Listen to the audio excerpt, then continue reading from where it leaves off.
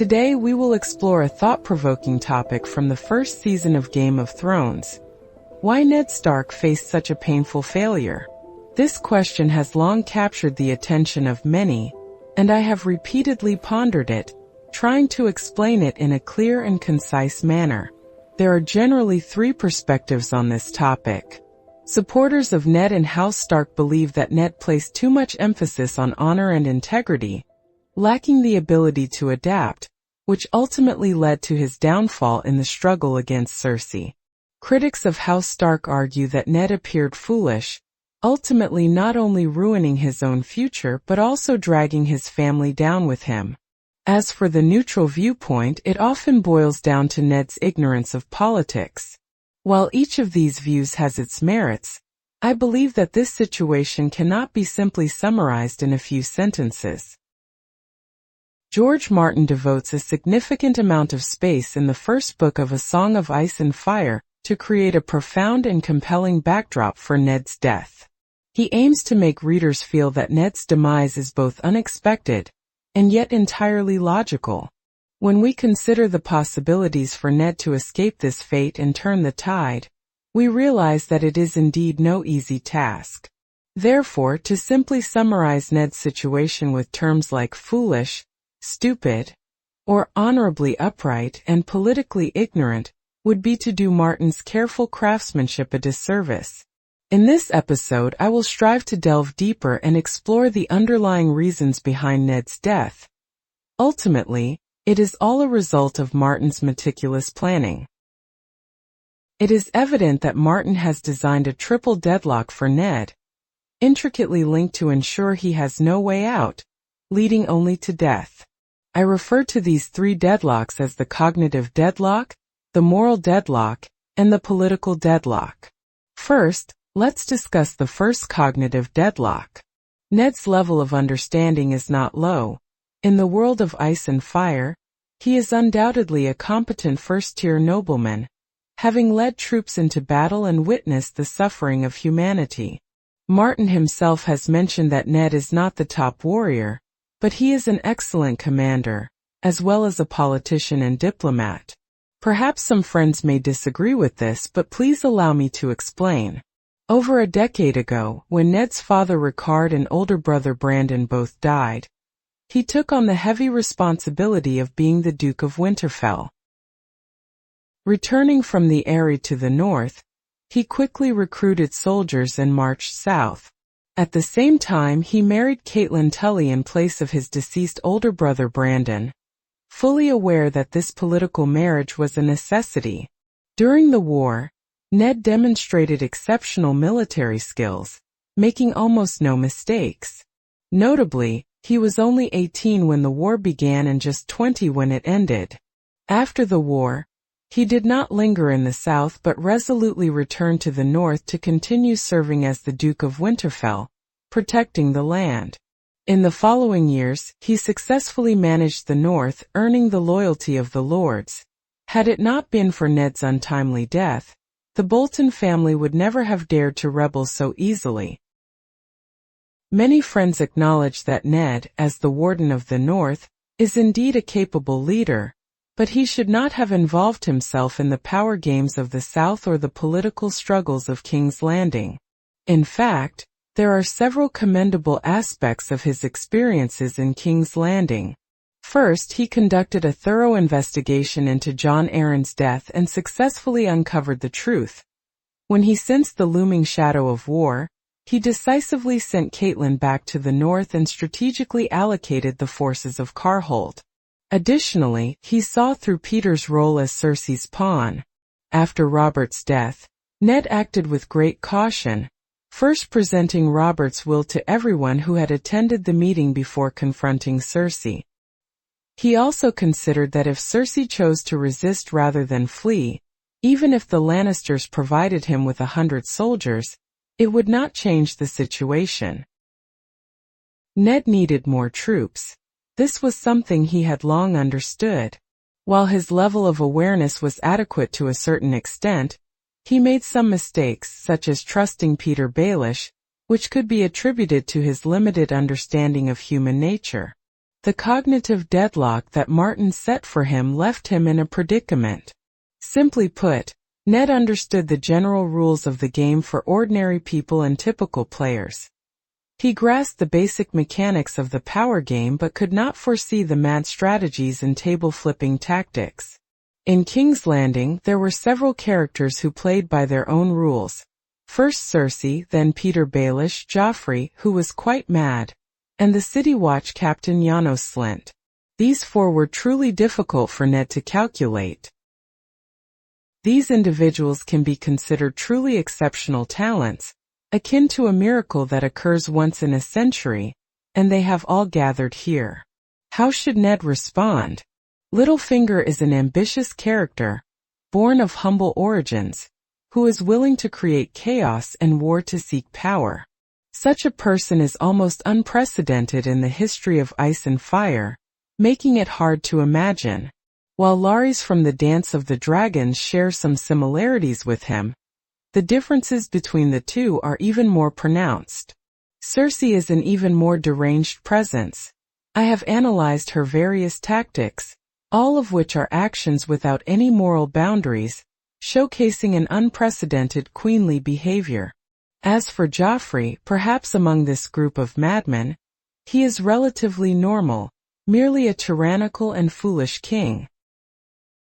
In the long course of history, Joffrey Targaryen is regarded as one of the three great tyrants, although he pales in comparison to the cruel Maegor, the inept Aegon IV, and the mad Aerys II. In fact, Joffrey didn't even make it onto my top 10 list of villains. Perhaps he was merely the last straw that broke Ned's back, slightly less significant. As for Captain of the City Watch, James Slynt, he appears to be a despicable little man, opportunistic and self-serving, but such a character in the position of Captain of the City Watch is a rarity. If it weren't for this, bribing the Captain of the City Watch would have been of utmost importance in every battle of the Blackwater, because at the onset of war, no one holds military power more than he does, and perhaps in a moment in King's Landing, he could have ended the war in one fell swoop. Let's talk about Ned after discussing the fourth character. Some may feel that Ned doesn't understand the art of flipping the table, which seems to imply his ignorance of politics, but I believe this perspective is somewhat condescending. As readers and viewers outside the story, we have been exposed to numerous novels and artistic works from a young age, encountering all sorts of despicable characters, and it seems every reader can claim to be smarter than Ned. However, this is not something to be proud of. In the environment of Westeros, the historical context in which Ned exists is entirely different from ours. They had no opportunity to engage with those stories and could only draw lessons from history. Therefore, the various situations that occurred in the past became extremely important reference points for them. When it comes to these characters, there have been almost no historical precedents, except for Joffrey, which means Ned cannot make assumptions about Cersei or Littlefinger's actions. His judgment is clearly limited, especially since Lisa Arryn has hardly made an appearance, making it understandable that Robb and Catelyn fail to uncover the plot of the Red Wedding. Let's also discuss several wars in Westeros history, from the Conquest to the Bloodbath, the Blackfyre Rebellion, and the War of the Five Kings. The brutality of these conflicts cannot compare to the War of the Five Kings depicted in the series. Therefore, Cersei's role in this cannot be underestimated, even though her methods are not honorable. For instance, during the bloodbath, Criston Cole directly killed an important member of the small council. The Earl of Bisbury, this is indeed not easy, but at least it doesn't involve directly killing a top noble. As for the rogue Prince Daemon Targaryen, I just mentioned his eldest son, along with the Mad King Aerys's brutal methods, which are certainly despicable, yet still pale in comparison to the ruthless nature of the War of the Kings. Faced with these four insane opponents, even the old Jon Arryn might not have been up to the task. Old Jon was quite a shrewd politician. If Ned shouldn't have trusted Littlefinger, then it was old Jon who personally promoted him. Could he really not see through Littlefinger's wolfish ambitions? He was poisoned through a conspiracy between his wife and Littlefinger. Does that mean his emotional intelligence was lower than Ned's? Perhaps it's not that simple after all. Even if old John hadn't been poisoned, he might not have escaped Ned's fate. Ned Stark, in a foreign land, faces enemies as formidable as the Mad King, and even Tywin Lannister may not be able to handle them easily. It can be said that Ned's political acumen is competent among the high nobility. He even possesses the ability to maneuver with Tywin. Reflecting on the War of the Usurper, Tywin's wariness of Ned is evident, as he, despite being ruthless, does not underestimate Ned's capabilities. Although Tywin later appears ruthless in his marriage arrangements, I believe this is more a result of old phrase proactive suggestions, with Tywin merely consenting. Throughout the course of the war, Tywin indeed shows growth, while seasoned politicians like Old John, Doran's mother, and Old Rose clearly excel in strategy. However, I believe there isn't much difference at its core. The deadlock of cognition ultimately represents an unimaginable limitation. There are indeed things that Ned cannot foresee, as there are no precedents to follow. Some might argue that even if certain things are hard to imagine, if one senses danger, they can choose to evade it or simply not participate, which might lead to a turning point. However, this brings us to the second deadlock, which is the moral deadlock. Although Ned is aware of certain matters, he is unable to take action. Within this, there are three moral dilemmas. The first is that when Robert invites him to be the hand of the king, he could have refused, thus ending it all, but morally, Ned cannot do that.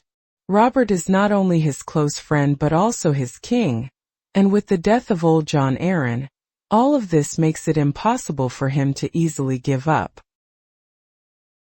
He knew full well that this path was fraught with danger, but for Robert's safety, or to prevent the entire kingdom from being consumed by the Lannister family, he had no choice but to face the challenge head-on. This was the first moral dilemma he could not refuse. Later, when he learned that Joffrey's 3 children were all bastards, he decided to confront Cersei. Many might consider this Ned's most foolish move, yet his motivation stemmed from a desire to protect innocent lives. He understood that if he revealed this to Robert, the enraged king would undoubtedly kill Cersei, and those 3 children were blameless. Ned could not morally accept such an outcome. The intertwining of cause and effect weighed heavily on him, recalling the tragic fate of Rhaegar's 2 children during the war, deepening the burden on Ned's heart. Although Robert accepted the plan, he intended to assassinate Daenerys and Rhaegar's children, which Ned could not accept. He strongly opposed this, and thus he had to confront Cersei privately to protect the lives of these 3 innocent children. Otherwise, how could Ned reveal the truth to Robert while also safeguarding the children? It was almost an unsolvable dilemma. One could say that the situation set up by the author Martin was exceedingly harsh. If Cersei were not so foolish and lacking in principles, she should have seriously considered Ned's proposal. Otherwise, her only option would be to resort to murder to silence everyone, first killing Robert and then Ned, eliminating every informed person one by one, ultimately leading to war, attacking the north, and potentially facing all 6 kingdoms at once. How could such a situation possibly be managed? However, Cersei did not think things through and adopted a step-by-step strategy, which led to a series of complex situations. The third moral dilemma arose after Robert's death when Lannister proposed an alliance with Ned, while Littlefinger also offered his own suggestion. Many readers believe that Ned should have collaborated with Lannister, or at least considered Littlefinger's advice. There was even an option for him to flee overnight with his children.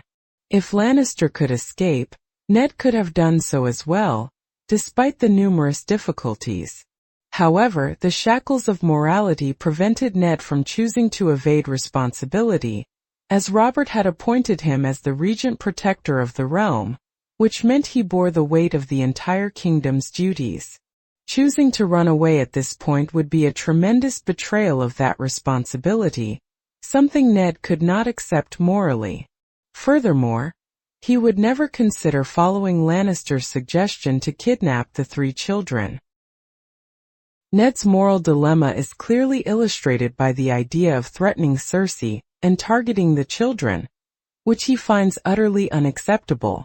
Furthermore, Littlefinger's suggestion involves pretending to reconcile with the Lannisters, eliminating Stannis first, and then supporting Joffrey. Once Joffrey secures his position as regent, if he becomes disobedient, they could expose his little secrets and then back the Lannisters again. Hearing all of this weighs heavily on Ned's heart, making it incredibly difficult for him to accept. In summary, these 3 moral dilemmas leave Ned in a helpless situation, forcing him to make the only choice available. This may be the moral deadlock that Martin has set up. If Ned were to make any other choice, he would no longer be Ned, losing his moral integrity and potentially becoming anyone, even Tywin. In that case, the story would lose its authenticity. So, if Tywin can become someone else, then others can do the same. Ultimately, the 7 kingdoms might turn into 7 Tywins battling against each other. How would such a story be written? In short, although Ned is aware of the potential risks and has some strategies to cope, he is unable to make a change. If these 2 deadlocks are not enough, Martin sets up a 3rd deadlock for Ned. A political deadlock. Why is that? We can look at the political forces in King's Landing after Robert's death to see what kind of foundation they possess. First, the Lannister family has the strongest military power among all factions, with many followers, but their biggest shortcoming lies in their lack of legitimacy. It is clear that they are usurpers. They are even unaware that Joffrey's 3 children are illegitimate, yet they brazenly aspire to the throne. Ned Stark's greatest shortcoming lies in his underestimation of intrigue and deception, compounded by the relatively weak forces at his disposal.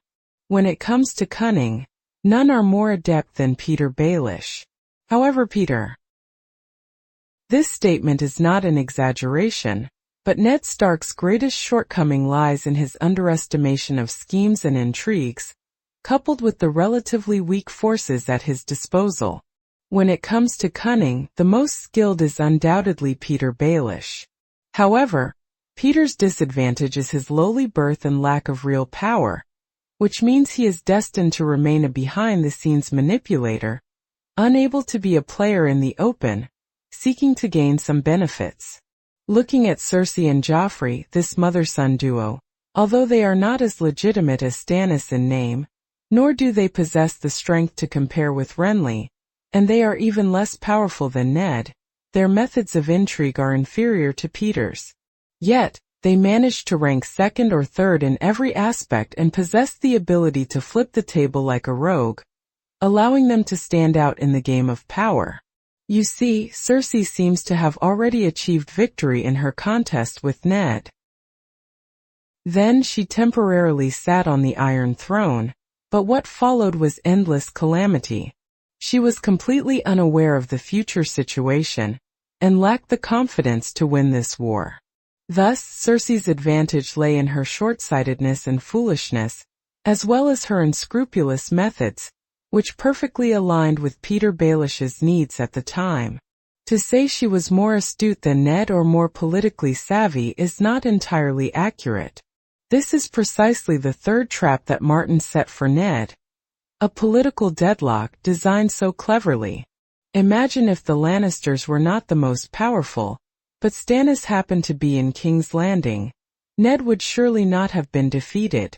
Or if Cersei were not a Lannister but a member of House Greyjoy, Petyr Baelish might not have chosen to align himself with her.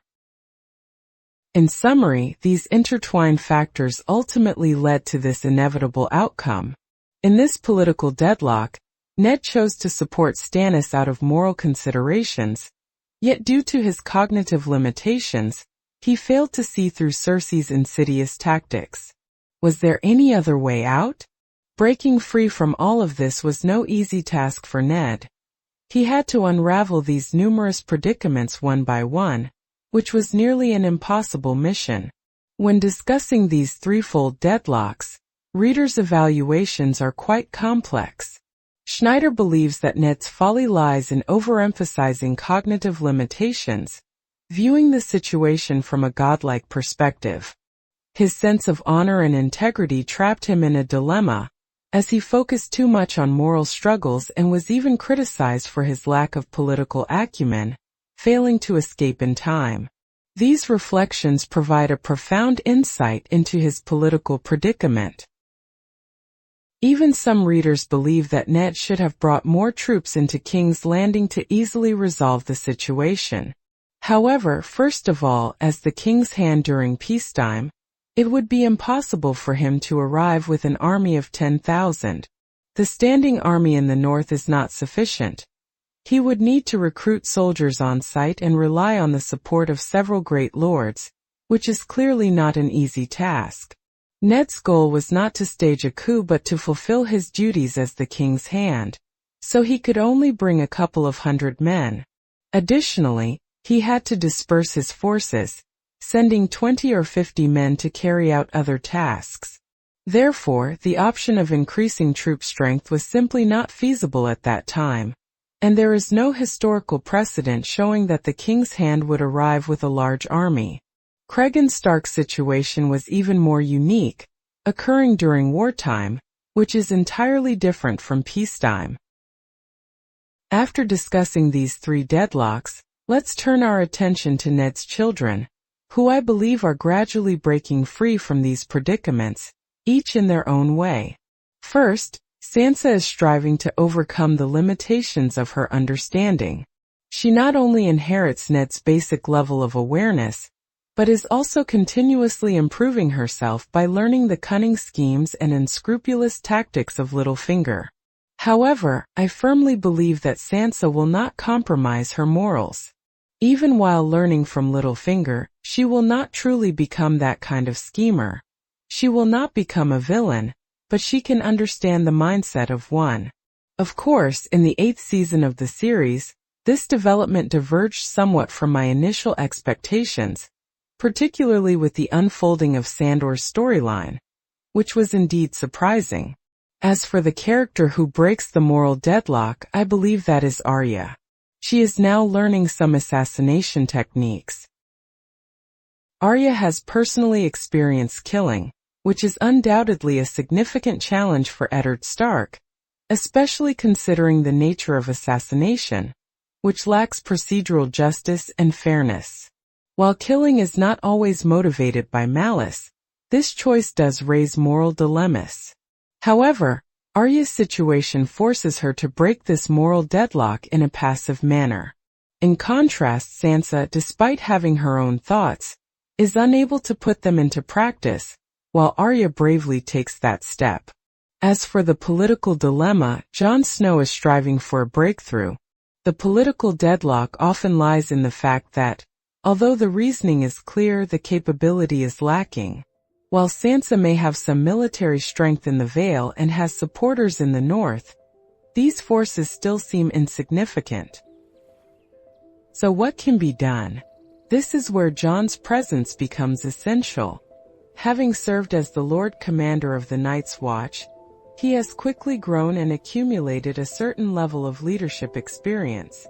Among the free folk, Jon has also earned considerable respect, with many willingly following him into battle.